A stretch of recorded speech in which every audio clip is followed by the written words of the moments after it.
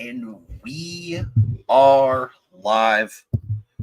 What is going on, my specialist SPC here, and welcome back to an all new episode of the Midwest Cantina podcast. So, guys, we are here today. Let me do this here real fast. There we go. That looks a lot better. So, we are here today to discuss the latest Disney Plus Star Wars show that just released their final episodes as well as their final arc here just this past Wednesday. That, of course, guys, we are talking about none other than Andor Season 2. And guys, if I'm being so vague and so honest here, I am somebody who was not looking forward to the show at all. Back in 2020, when we first got news of there being a show that was going to be centered around the character of Cassian Andor, I had no interest. I had absolutely no desire whatsoever to go and watch this show. And in terms of my thoughts of season 1 of Andor, I didn't care much for it. I thought visually it looked stellar, looked absolutely amazing. I thought the final arc with him being in the prison was probably like the best arc of that show, as well, of course, as his little heist episode he did where he's, flying through the fireworks and stuff in that village. So when it was announced we were going to get a second and final season of Andor, once again, I just had no interest at all in going to watch the show, because when it came to Andor Season 1, it took me 3 separate times to get past the first 15 minutes of the show. And finally, I just buckled down one day. I finally sat down. I watched literally all 12 episodes in one day, in one sitting. And I thought it was fine at best. I thought it would have been a much better, HBO Max, sci-fi, political, spy thriller show more than a Star Wars show, because it didn't feel like Star Wars to me in the slightest.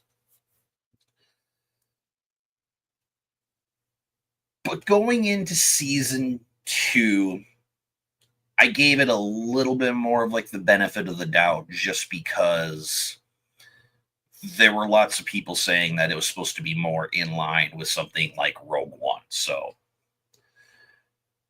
I didn't watch the show week to week. I didn't watch the arcs. I literally just watched the first arc, and as well as the first 2 episodes of the second arc last weekend. I guess the weekend before now it would be. And I guess kind of starting to get into my spoiler-free thoughts before I actually get into discussing the show and what, my overall thoughts about it. I thought the first arc was boring again. I love the first opening 15 minutes. Obviously, again, when we will get into that, but I did just really think that whole arc was just boring. And in the first 2 episodes of the second arc, I had the same thoughts, but I don't know what it was. When I got to episode 6, from that episode till the finale, I really liked it. It had a lot of Rogue One vibes, as well as even Mando season 1 vibes as well. So I guess to kind of end my small little spoiler-free thought section of this review, I did like this season better than the first. And I did think about doing a video, but I figured if I came on here, I could just kind of ramble, give you guys my raw first impressions of the season, instead of having to go through, do some editing and clip in a bunch of things and all different sorts of takes. I figured if I just came on here, did a free form, talked with you guys here in the chat, that it would just feel a little bit more like real to me instead of sitting here and doing all that. But again, I did like this season quite a bit more. And also the other reason I decided to do this podcast, because, and I pushed it back a day as well, is because I wanted to sit down right after Andor season 2. I wanted to watch Rogue One again. And I also decided I wanted to watch one more specific thing within Star Wars. I'll get to that when we get to that. But surprisingly enough, man, Andor season 2 has tremendously helped me with kind of more of my love for Star Wars, but also my appreciation towards another specific piece of Star Wars media that we will get into. But as far as that, I want to kick things off with the things that I really did like and enjoy about Andor season 2. First thing I want to kick off, I kind of slightly talked about it. I loved the opening 15 minutes to the very first episode, because to me, that felt so much like Rogue One. It felt so much like the Star Wars that I personally love and enjoy the most. And, it was exciting. It had, it still had the Andor vibes, of course, the espionage, the secrecy, everything they were trying to do. But it was awesome, watching Cassian talk to this other Imperial, sneaking on, taking this TIE fighter, trying to take off. And the only way him able to get out of there, he has to kill a bunch of stormtroopers with the TIE fighter, as well as blow a hole into this hangar. And him just not being able to figure it out either, like having to figure out the controls, because it was like a very unique type of control for this specific type of a TIE fighter. It was so good and so enjoyable. Like, as soon as that started, I immediately paused right after that whole sequence of him, going through the canyon, avoiding the other TIE fighters, and flying off and getting underneath that little part of the canyon that he shoots out. As soon as that ended, I paused. I'm like, okay, there may be some hope. There may be, I might actually like/love this season. And then the rest of the arc happens. And one of my biggest problems, especially with that first arc, first of all, it was just boring to me. I didn't care much about, watching Mon Mothma, on Chandrila with her daughter, watching that whole thing with this wedding. Like, I literally did not care at all about any of that part of that arc. But I also just didn't like how we would have 10 minutes of an arc I was interested in, and then we do a minute or two here, and then 5 to 7 minutes here, and then we would go back and do another one of the arcs, have it be like that. I just didn't like the pacing at all of that whole first arc. And I'm sorry, I know this is supposed to be a more positive, the positive part of my thoughts of Andor season 2, but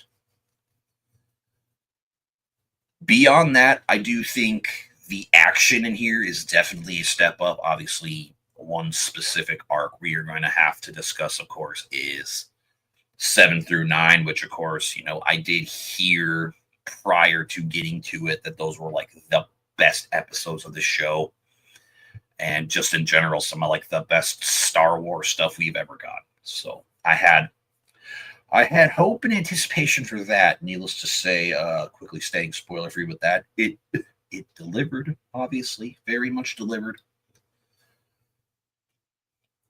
But then, again, we get to the second arc of the show. And again, it was just the same thing. The first couple episodes, I didn't really care, especially in arc 1. I did think visually this show was much more stunning than the previous season. Like it was literally once again movie quality. It is insane how high of a budget this show has gotten and just how immaculate it looks. And also kind of heartbreaking too, because when we get to shows like Obi-Wan Kenobi, something like the Star Wars fan base was like clamoring for, which still should have been a movie, whether or not they were going to do a trilogy of movies. I mean, whatever. It's kind of done and over with now, but the fact that a show like that had a $90 million budget and then something like Andor season 1 and season 2 had almost triple that budget and twice as many episodes to tell these stories, to me was just like the most mind-blowing, just like WTF stuff you could have seen in Star Wars. But again, obviously visuals, I said that already. B1 Network is back in the building. Was hoping you'd be back, brother. Much love. Well, I am glad you were here, sir, because if you remember our May the 4th discussion we had, I do have some better news for you this time around, but we'll get to that when we get to that. But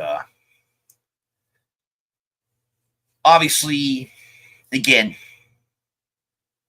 visually the show is amazing. Like I am still like stunned about how just beautiful that this show was. I can even say too, and I cannot believe I'm about to say this. For anybody who's been on my channel for any amount of time, some of you guys might know obviously the reason I was not excited at all for a Cassian Andor show is because I did not like the character of Cassian Andor at all in Rogue One. I almost borderline despised this character.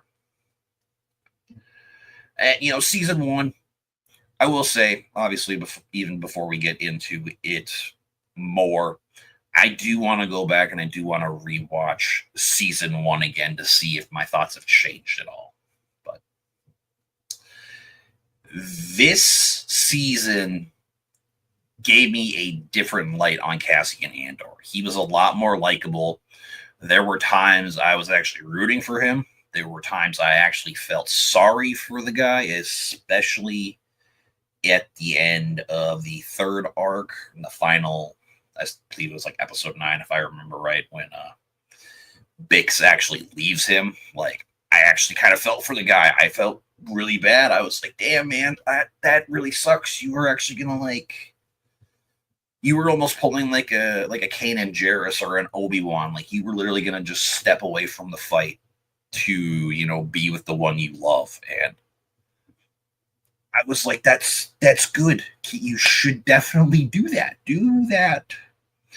Obviously, of course, we all ultimately know where, Cassian's story ends up going, obviously, but I was surprised that I actually liked the guy more, and especially with this season and, again, the last, 6 to 7 episodes for me, everything he does in Rogue One makes so much more sense to me now. And again, I will give you guys my newer thoughts on Rogue One when we get to that now. But I did also, even too, surprisingly as well, and I definitely have to rethink my thoughts about this group now. But the thing I thought that they nailed in this show, even too with season 1, something I have always loved that they've done, is the arc and the things they do with the Empire. I felt like the Empire was possibly at its darkest, its scariest, and its most threatening in this season of Andor than anything else we have gotten. Arguably, of course, besides maybe something like Rogue One, or even something along the lines too of Empire Strikes Back. There were times, man, the Empire was actually pretty scary. Again, we need to get to the arc. But again, 7 through 9, like that is probably the darkest and the most just messed up stuff the Empire has done. And I used to say for a while that the Empire's my favorite faction in Star Wars with what they do in this show, and especially really watching and going through and thinking about the things they do. I don't want to say that anymore because it is terrible. It is so messed up that that's my thoughts on the Empire now. So, needless to say, I'm not the biggest fan of the Empire anymore. I did like how they also fleshed out a lot more characters. Like I liked Bix's arc throughout the show. The fact that we see her go from how she was in at the end of Andor season 1, where she was interrogated and tortured by that one Imperial, and especially the fact too she gets her just dues in this. But where the first 2 arcs of this show, she's going through that like major PTSD. She's going to sleep. She's constantly having dreams about this Imperial like coming into her place or just following her to some random place and getting ready to do the torture and stuff with her again. And watching her try to, get through that with her trying not to, she's trying to find ways to sleep, but it's hard for her to sleep because she has that. So she's basically taking drugs to fall asleep.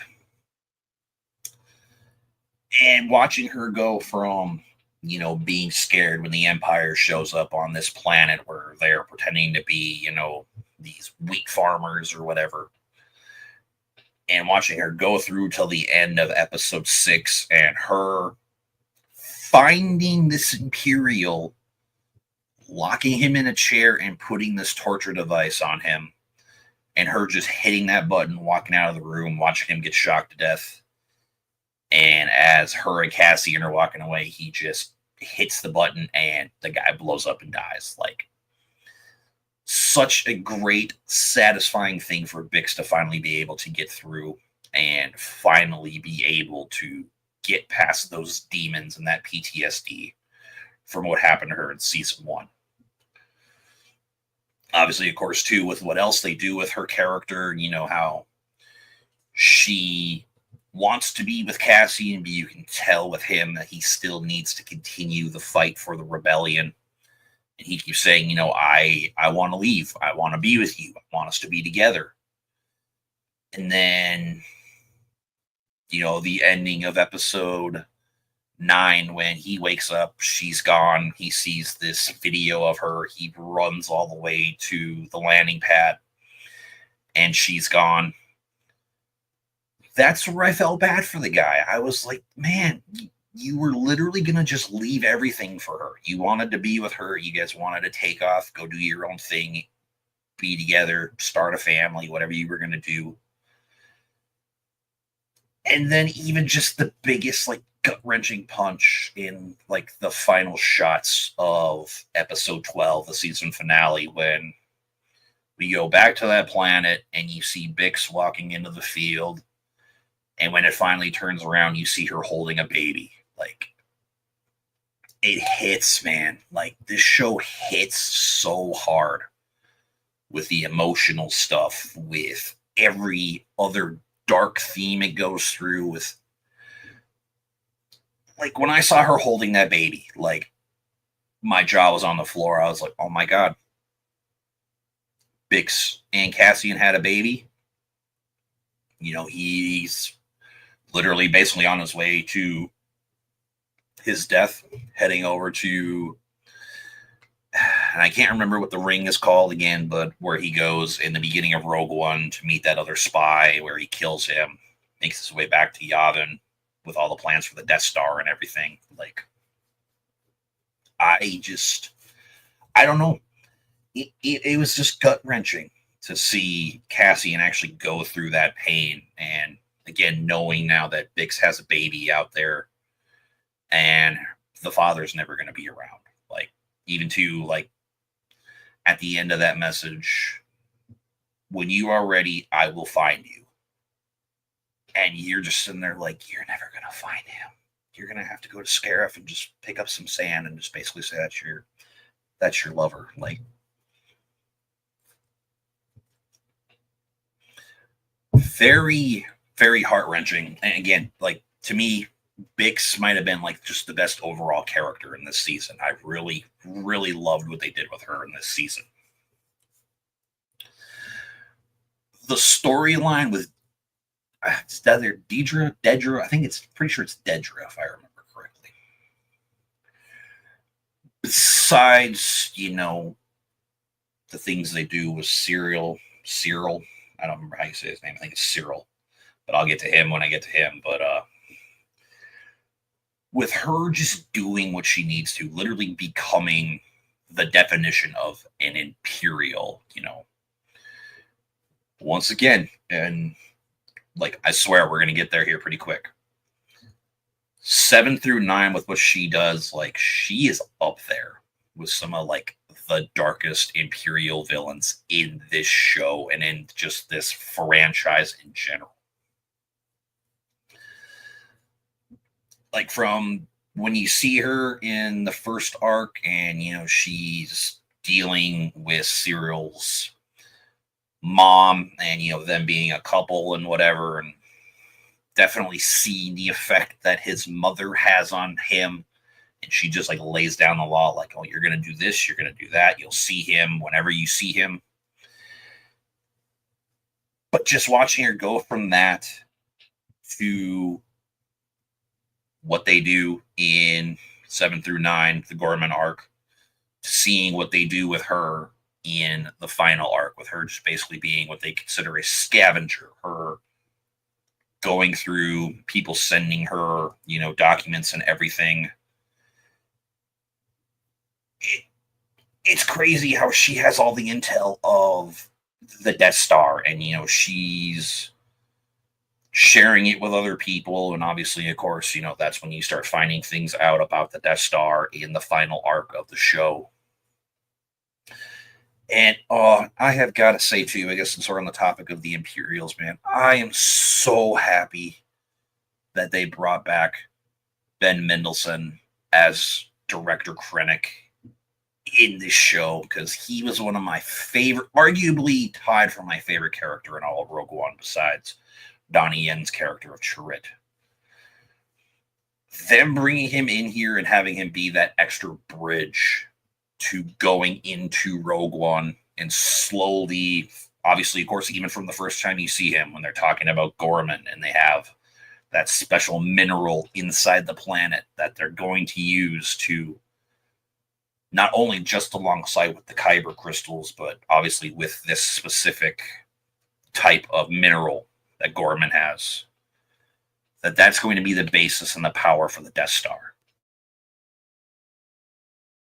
I was in such shock when that popped up and they were talking about that, because that was my first thought too right away. And especially even that first scene, like, I was just waiting for a hologram of the Death Star to pop up. But obviously, of course, them trying to keep that secret, Director Krennic keeping the secret, still working on it in the background and everything.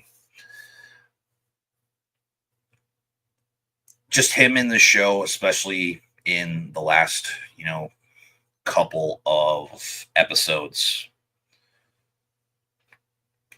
Director Krennic might arguably be like my second, maybe even my favorite Imperial.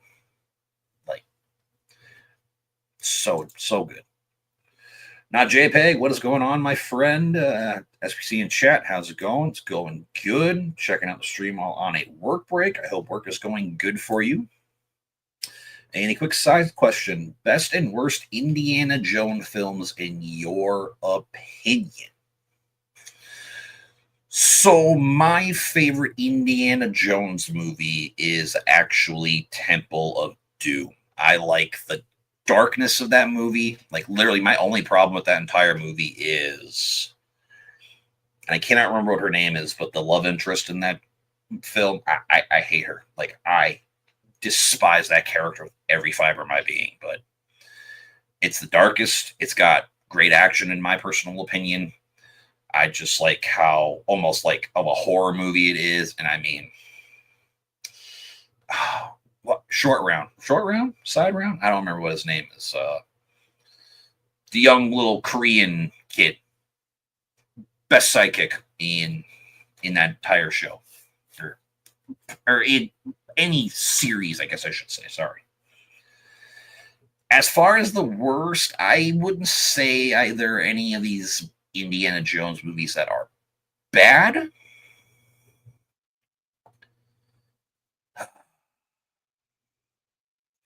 I have the unpopular opinion that I actually think The Last Crusade is overrated.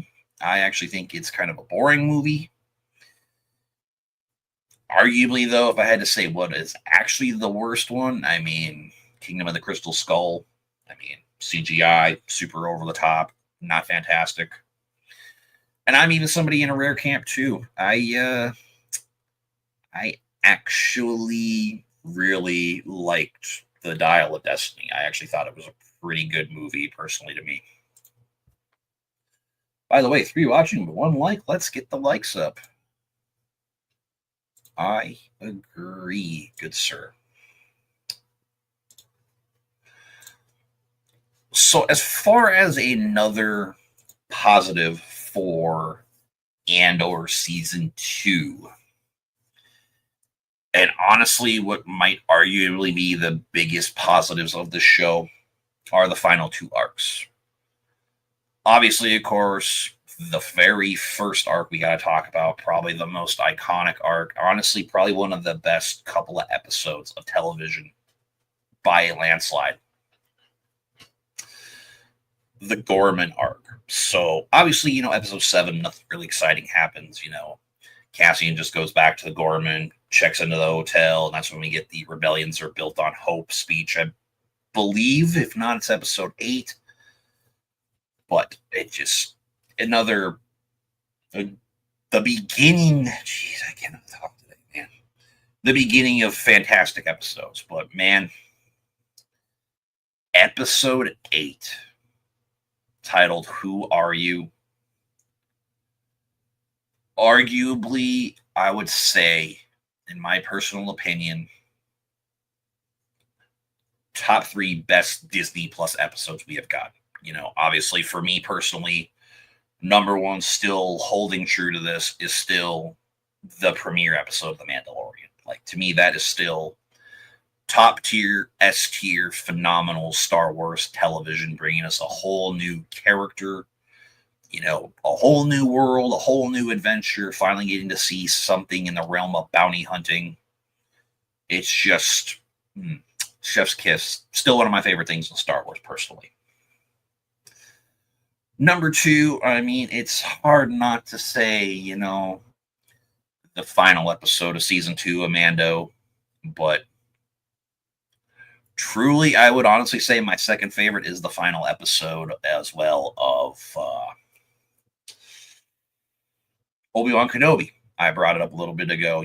Even though the show, obviously, when you compare it to something like Andor, it's cheaper looking, not the best storytelling, but man, that emotional lightsaber duel at the end with Vader and Obi-Wan, it's damn near perfect to me. But I would say this is up there. This is probably like the 3rd best Disney Plus episode of Star Wars we had gotten. It is such a dark, twisted story. Like I said before, I used to say the Empire was my favorite. But with what they do when they purposely get all of the Gorman out in the public, they block off all the entrances with stormtroopers. And then you have an Imperial sniper up there just shoot somebody, and that whole massacre happens. It is, my jaw was on the floor from the moment that officer took that first shot till the end of the episode with Cassian having those tears coming down his eyes. Like, I could not believe what I watched. And especially, too, you have Cyril, who, from the very first season, when he finds out about Cassian, and to the moment when he sees Cassian standing there, and he actually goes and starts a fight, and actually fights Cassian because he wants to get that ultimate revenge. And you just see the look. Obviously, of course, Cyril's got a lot of emotions going through him, of course, with what is happening with this massacre, finding out from Dedra what's going to happen. When he holds that blaster rifle up to Cassian, he just looks up at him and he's like, "Who are you?" You just see this like look of defeat on him. And I actually kind of felt for the guy. And then when I don't know what he is, like the governor or whatever he is, but when he shoots him in the head, he just falls, and you still see that like look of like defeat and sadness on Cyril's face. It was kind of heartbreaking. I was like, damn, man, like this guy has gotten used by so many people. In the first season of the ISB, they frame him, they kick him out of the actual ISB. He becomes this just computer desk worker. And even until the end, whole stuff just happens. And then with Dedra having him in this relationship and basically like playing him the entirety of the time, and then getting that revelation that, oh yeah, we've just been using this. We're here. We're getting this mineral. We're trying to search. And he's working with part of the rebels, but still working back behind the scenes with the Empire. Like, dark and twisted stuff, man. Dark and twisted stuff. I'm going to take a quick pause. Let's show more of the chat. Also, Mark Hamill's Chucky or Brad Dourif's Chucky? 100% Brad Dourif's Chucky. Chucky is like probably my third or fourth favorite horror icon, and I can't ever see anybody else playing him. I think for the story we got in Child's Play 2019, that Mark Hamill delivered a very good Chucky, with him actually like, I don't want to say having a personality because he's still an AI robot, but with the friendship he actually builds with Andy in that movie, it's actually kind of heartbreaking when you see like Andy just throw him out of his life and then everything else from there. I think Mark Hamill is a fantastic voice actor. I'm sorry, man. Brad Dourif, I think Brad Dourif just delivers. When did you find out that Frank Oz was the voice of both Yoda and Grover from Sesame Street? I did not know he was Grover from Sesame Street. I did not watch Sesame Street growing up. I was a Barney kid. But, God, I don't know. I want to say it was like Revenge of the Sith time when I found out that Frank Oz was Yoda. Obviously, of course, there's kind of common knowledge now. And also, too, fun fact, I didn't even know either. He was in the American Werewolf in London movie, too. I did not know that till I watched it here on the channel. It was pretty interesting. Star Wars Holiday Special or standalone Ewok movies. Have not seen any of the Ewok movies. I am planning on watching those for the first time here pretty soon. I might even just save them for when my kid shows up and she's old enough to watch. And the Holiday Special, I've heard nothing good. So I don't want to watch that, I don't think. What kind of character would Tom Cruise be in the Star Wars universe? Ooh, that's a good question.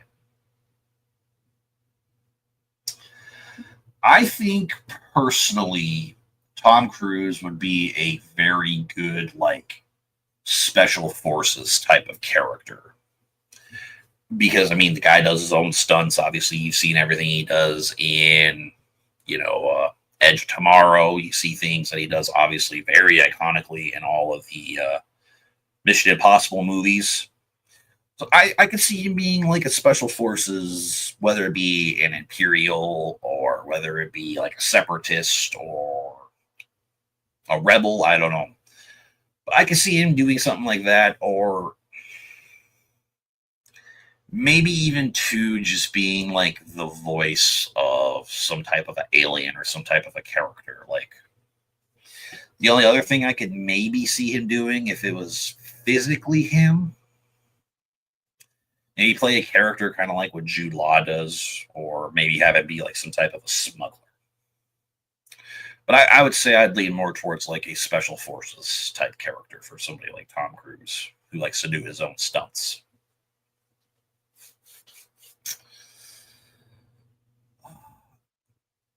And I mean, obviously, still talking about the Gorman arc. I mean, really, the only other thing too that you can really talk about is,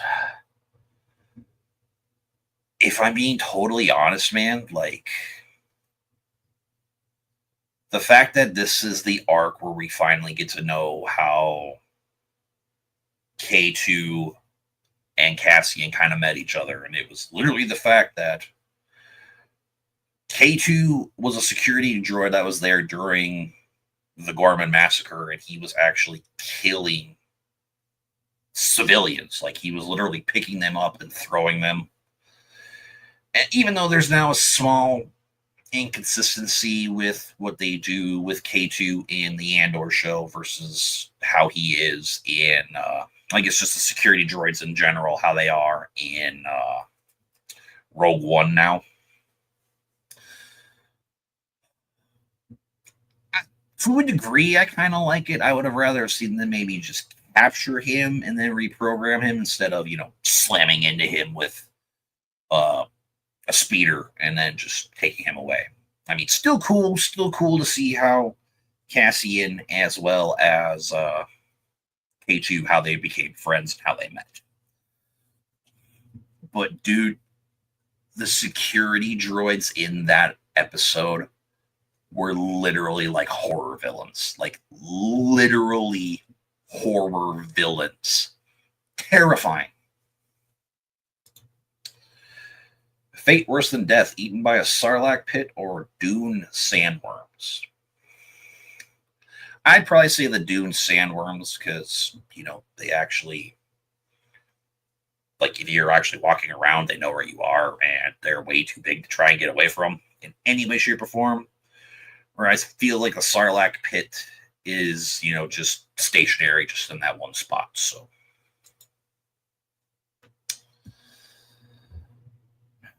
but now that final arc is obviously, it was very Rogue One. I mean, when we start the episode, you have Luthen and Wolf, I believe is his name. Maybe I'm just going to say him for right now. When we are introduced to there, we find out about the Death Star, because now this is the Rogue One arc, I would like to call it, where people are starting to find out, oh my God, there's this weapon that can destroy cities, it can destroy big ships, it can do all this sorts of stuff. And the fact that that's basically the remainder of the arc for the show, again, leading towards Rogue One to actually find out what the Death Star actually does, where they just hear, oh, the Empire has a super weapon. We don't know what it does or what it's for. Getting to see more of the backstory of the Death Star is so good. Of course, everything too, with Dedra being captured. Well, I guess first with her going to Luthen, and that whole arc was crazy too, with them too, her basically going there and being like, oh, I know you're a rebel, when she's going to take him in. He stabs himself, and then there's the whole stuff inside of the hospital where I don't know who she is, but I'll just say his assistant comes in and has to ultimately pull the plug on him, let Luthen die. So he never actually admits to go, yeah, I'm a part of the rebellion. And then, of course, once again, slowly working our way to there, her trying to get out and try to escape, Dedra getting captured and taken in, and that awesome interrogation scene with Krennic where Ben Mendelsohn actually like improvised a scene with him putting his finger on her head and walking around with that fear in her eyes of like, oh my god, I messed up. Like this, I should not have done this. It's again, man, that's the thing I have loved the most about this and Andor season one is the story they are telling with the Empire, actually showing how evil the Empire is, how they will literally turn on each other to get a step up. I mean, obviously, we saw Tarkin do that in Rogue One with Krennic taking full control of the Death Star and everything else and being the lead guy on it for the Emperor. Like, that just, oh, man. Because it's even too with the rebellion. Like the rebellion, in the original trilogy, and even too, you watch stuff like Star Wars Rebels, obviously, they are made out to be like the heroes. They are the good guys. But then you watch things like Andor, you watch things like Rogue One, and you show they're almost just as, to a degree, evil and corrupt as the Empire is. Like they don't stoop as low as the Empire does, but like obviously we see, Cassian in Rogue One, he kills that other guy who he's getting the information from about the Death Star. We see Luthen kill the wolf and shoot him in broad daylight and just walk away, and everything else Luthen does in this show. The rebellion will do every and anything they can to stay hiding, to stay so that the Empire does not know what they are doing to actually combat these guys. Like, what else do they know? Like, do they know about the Death Star? Do they know about where we're going to be? Like, just corruption in the show is just, it's immaculately told. How would Tony Todd fit in the Star Wars film if he was cast back in the day while he still lived? I think he'd have been a good fit. I honestly, even to a way, if they had to do like an English speaking Jabba the Hutt, I could see him being a voice for like Jabba the Hutt to a degree. But definitely a missed opportunity, man. That guy was taken way too soon. I definitely need to see Final Destination Bloodlines. I have heard he is amazing in that movie. Like for his final performance, I've heard he knocks it out of the park. I guess the last thing I kind of seen him in technically was Candyman 2021. And I mean, for what they did with him in there, it was just him showing up, being Candyman again, and saying one line and disappearing. So, I mean, not that it was much of a role for him, but either way. And I guess leaning into my final positive, man, like I loved how this show, especially that final like 5 minutes of the episode, goes right into Rogue One because it's just so similar of how the last minutes of Rogue One go right into A New Hope. And it's Tony Gilroy, if you ever listen to this, man, your version of storytelling for Star Wars, like leading into something else, you get an A+ for me. Phenomenal. Now, there are things I was still not overly big on when it comes to Andor. And I will still say this, and I know this is going to be unpopular because so many people praise this character. I don't like Luthen. I think Luthen is the new Andor for me. Like I don't like the guy. I don't like what he stands for. I don't like. But I also see a lot of Cassian that I hated in him. So I mean, I can kind of see where Cassian kind of became the way he did, but I don't know. Like Stellan Skarsgård kills it in this role. He does phenomenal. It's just I don't like the character. I've tried. Same thing too with Cyril. I was not a fan of this guy in the very first episode I saw him in season 1 of Andor.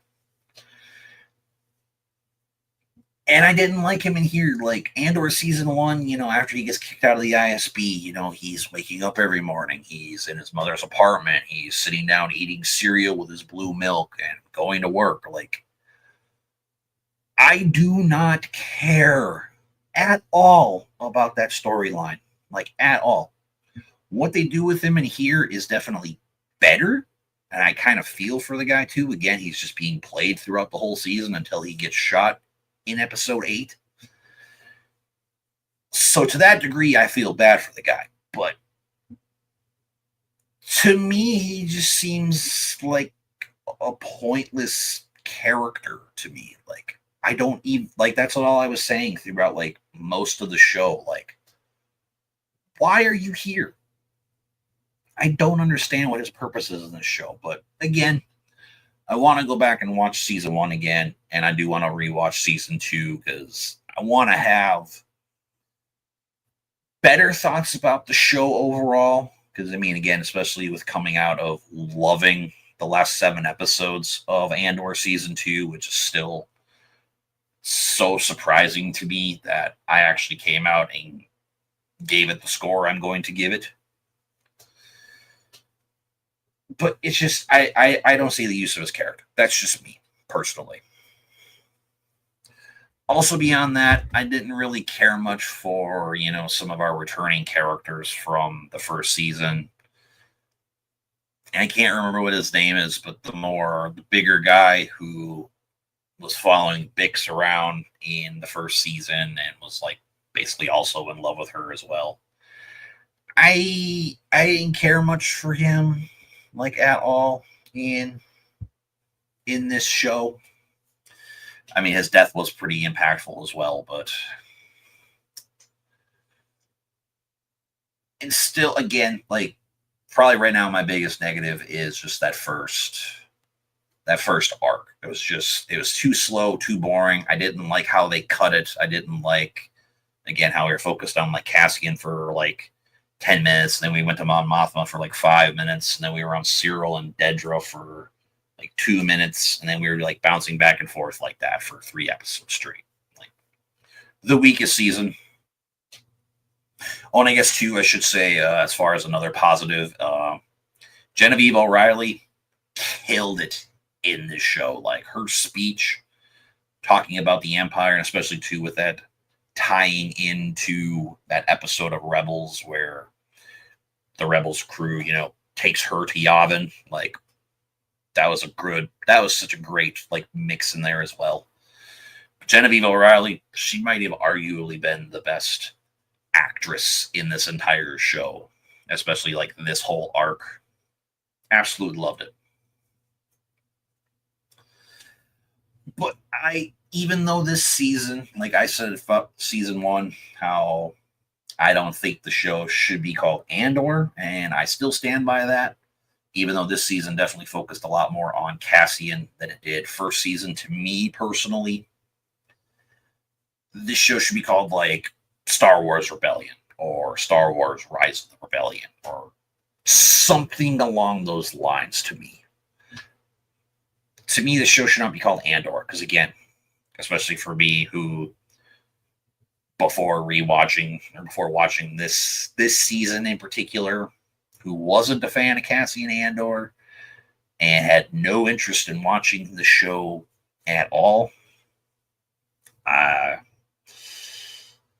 I feel just Rise of the Rebellion sounds a little bit better because you have, like, the multiple different sections of people who are helping Rise of the Rebellion with, like, Luthen, Bale, Mon. I mean, all of those, like, I don't want to say Kickstarters, but I guess the founders of the rebellion, if you want to really call it that, too. If we're still on characters I didn't like, Saw Gerrera, dude, I've never liked this guy very much. I think the only project I've liked him in, at all, was his section on Kashyyyk in Jedi Fallen Order. I think that's really the only time I have liked this character at all. Nothing against Forrest Whitaker. I think he is delivering such an amazing performance as this character, but I don't care about Saw Gerrera at all. Never liked the guy. Don't know if I ever will. We'll find out someday. But beyond that, you guys, I am in shock. Like when the credits rolled on the season finale of this show, I actually looked around my room and I just kind of was like, oh, holy hell, that was really good. I've really enjoyed that. So I'm kind of a little different. So like when I talk about movies, I give them a score out of 5. When it comes to television shows, I'm usually a little bit more critical with TV shows because, just either some plots don't come through all the way, and obviously this a little bit more of a critique for a show because it's a little bit lower budget. Obviously something like this is basically a movie budget, but I usually do it out of 10. So if I had to give at least Andor season 2 right now a score out of 10, it's like a pretty solid 8, maybe like a soft like 8.25. If you guys also watched my live action Star Wars ranking video I did, it's probably been about 2 years now. I had Andor at like number 4 because, of course, that was around the time Ahsoka came out. If I go back and watch season 1 again, I have a different thought. I mean, obviously, we'll still see where it would land in my ranking, but I guess now the thing I want to talk about next, real quick. Obviously, of course, when you finish Andor season 2, from what I saw from a lot of people, because I just joined this new Facebook group a week ago, I want to say now, because it actually is like Star Wars sequel trilogy fans or whatever. Like it's a very positive Star Wars community page where everybody actually talks positively about Star Wars, no matter what it is on here. A lot of people, even some YouTubers I was watching, finished Andor season 2 right into Rogue One. And I did do that. Granted, I kind of just sat around. I kind of just, let the show sit with me a little bit before I just kind of jumped right in. And right now, this might be a recency bias, but after re-watching Rogue One yesterday for the first time in probably like 4, almost 5 years since I've even watched any Star Wars movie at all, Rogue One is a 5 out of 5. And again, it could just be recency biased. I might rewatch the show or rewatch the movie on its own one day and have the same thoughts again that I had before. Because before it was a 4, but Andor season 2, especially the final arc, tying into Rogue One pretty heavily, it made Rogue One a 5 out of 5. If I had any nitpicks, I still think Felicity Jones is kind of bland and stale as, I was about to say Iden Versio. Wow, that's Battlefront 2. As a Jyn Erso. And I also just really feel like the character of Galen Erso is just so underutilized in that movie, but it enhanced my love for Rogue One because, of course, like literally what knocked the movie down a whole like half a star for me was Cassian Andor, and watching his journey through Andor season 2 and heading into Rogue One, his actions make a lot more sense to me. Like, not that I'm going to sit here and say he's like top 10 favorite Star Wars characters of all time. I do have a more positive outlook of the character, but it doesn't mean I like fully love him or he's like going to forever go down and be like an amazing S tier character for me. That's not going to happen.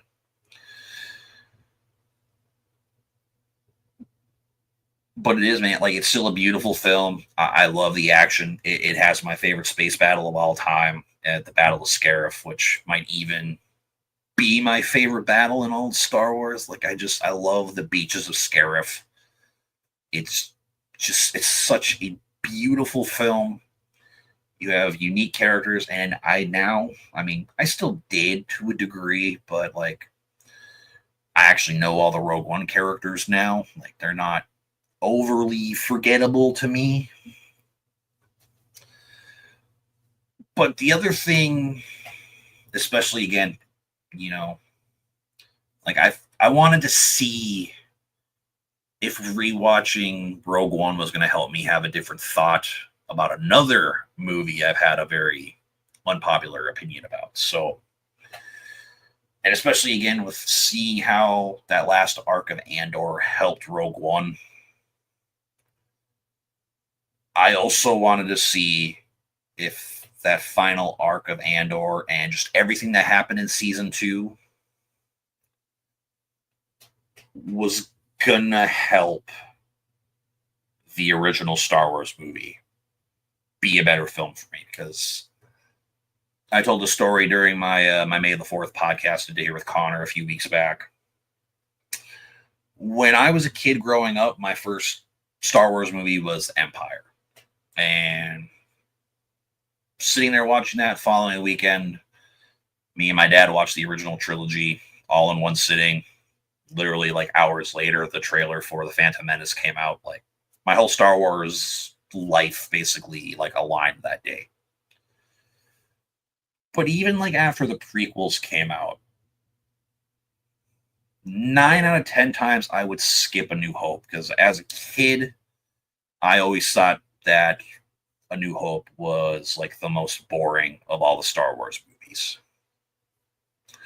After Rogue One came out, and literally after I left the theater, I went home, I popped in A New Hope, and it definitely helps A New Hope a little bit more for me.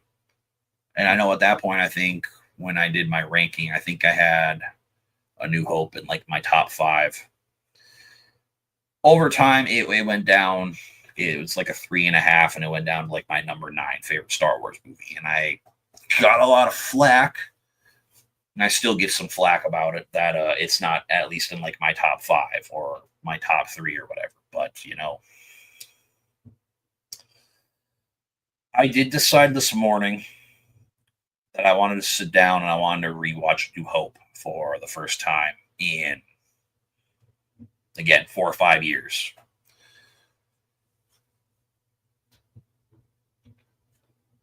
And I don't know if it's just I looked at it in a new light, or if it is because of Andor season 2, or really what happened. But I absolutely loved A New Hope when I watched it this morning. Again, I know a lot of things, like nostalgia is known as like the most powerful drug on the planet. So, I mean, I didn't know if I was still going to have like my same thoughts about it that I've had for all these years, but of course, it's the introduction to this phenomenal world that we all love and adore. Our introduction to our favorite characters of all time: Luke, Han, Leia, Chewie, Obi-Wan, R2, 3PO, Darth Vader, Governor Tarkin. I never noticed until I just rewatched it today that it actually has so much action in it. Like, the first little while, of course, it's just really like story building and world building and kind of getting us into the new world here that we're going to be in. But like everything from them, being on the Death Star to the Battle of Yavin, like from the moment they get onto the Death Star until the end credits, it just never stops. It just keeps going and keeps going and keeps going. And I loved it. Like, I will say this, I still have it up here. I think I talk about it every time now I talk about Star Wars. I purchased the original trilogy, like the original cuts. 2 years ago from a thrift store for like $4.50 for the whole trilogy. So I've never seen the original cut of A New Hope.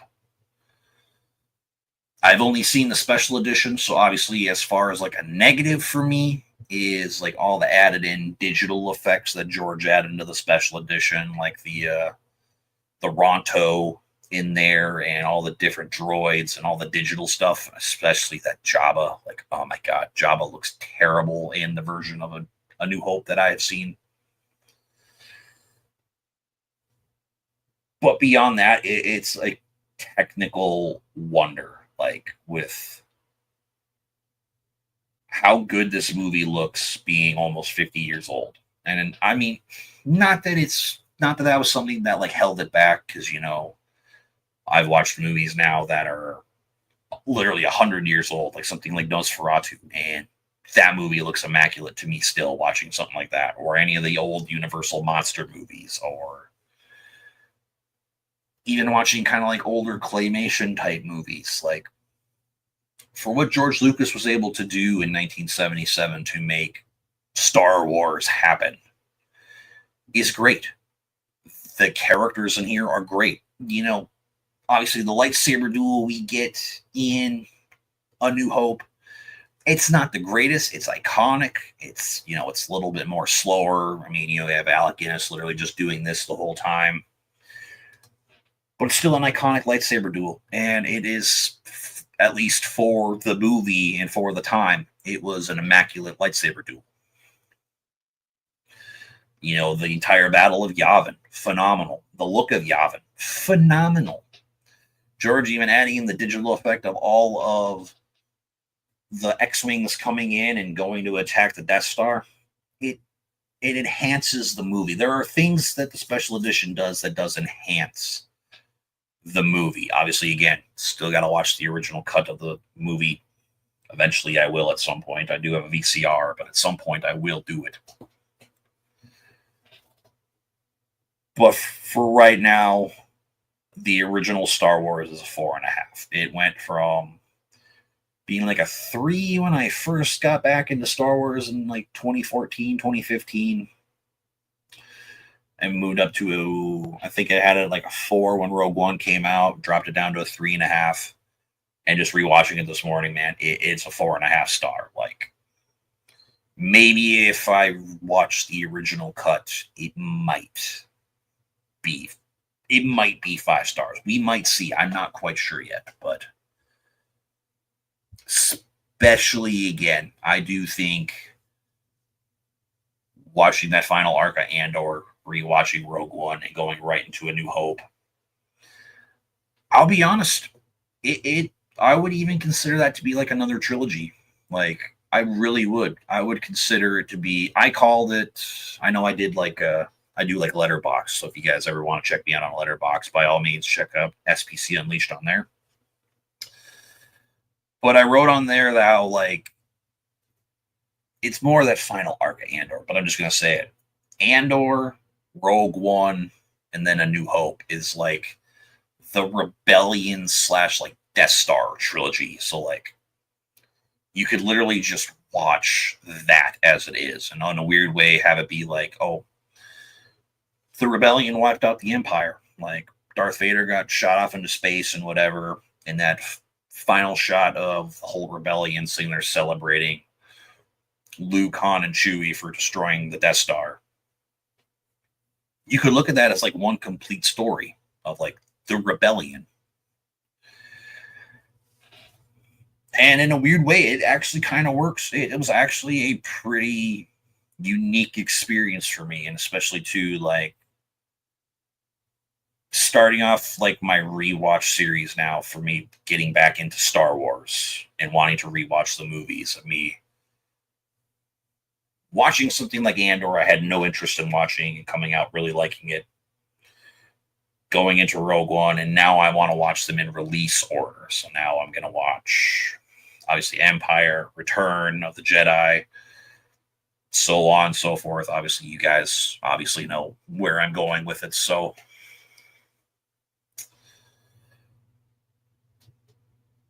yeah, that is that's my thoughts there. Not JPEG, more destructive force, the Death Star or Unicron from Transformers. I mean, I guess I don't know much about Transformers. Didn't grow up watching the Transformers cartoon. I know my brother did. So he's more of a Transformers guy. So I guess for me, I have to pick the Star Wars answer. I have to pick the Death Star. And favorite James Earl Jones movies other than his portrayal of Darth Vader. Mufasa. Like, to me, that's all that James Earl Jones is to me, is Darth Vader and Mufasa. I gotta go. Have a good weekend. You as well, my friend. Good to see you on here as always. So, yeah, you guys, that is pretty much going to do it for this podcast. That is my overall review of Andor Season 2 and even some extended thoughts on 2 more movies that I have one a vastly different opinion on and one just I love it a lot more now. But, so, yeah, you guys, jeez. Definitely go down into the comment section below. Let me know your guys' thoughts on Andor Season 2. And I definitely know there's quite a bit of stuff I missed talking about it. I guess I forgot to bring it up too. I guess the planet that Andor actually goes in after he steals the Star Destroyer, the TIE Fighter, is actually Yavin 4. So we actually get to see how they find Yavin and how they get into there. So it's really cool. But again, guys, yeah, really liked it. Really liked Andor Season 2. We'll see if my thoughts change for the previous season. But that is going to do it for this podcast. I hope you guys enjoyed. And make sure you guys hit that like button, subscribe if you haven't already, and we'll see you in the next one.